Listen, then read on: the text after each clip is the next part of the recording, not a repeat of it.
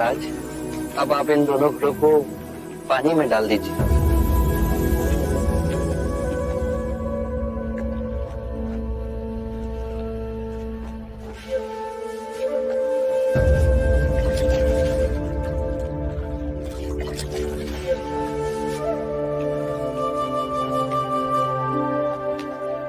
महाराज, अब इन दोनों घड़ों को आप तोड़ दीजिए।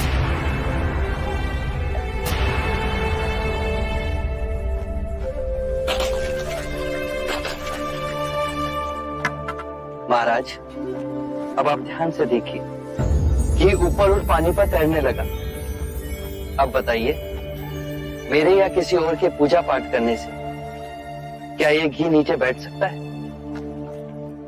असंभव।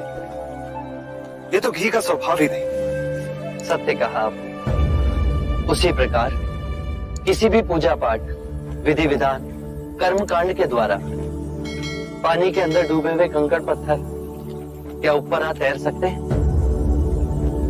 नहीं बुद्ध, ये तो प्रकृति के नियम के विरुद्ध है। तो हम प्रकृति से भिन्न कैसे हुए? हम भी तो प्रकृति का ही रूप है।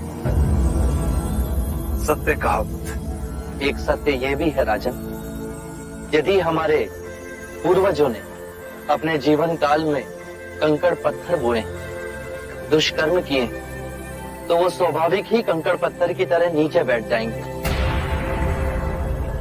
और यदि उन्होंने अपने जीवन काल में सत्कर्म किए, तो स्वाभाविक ही घी की तरह ऊपर आ तैरने लगेंगे।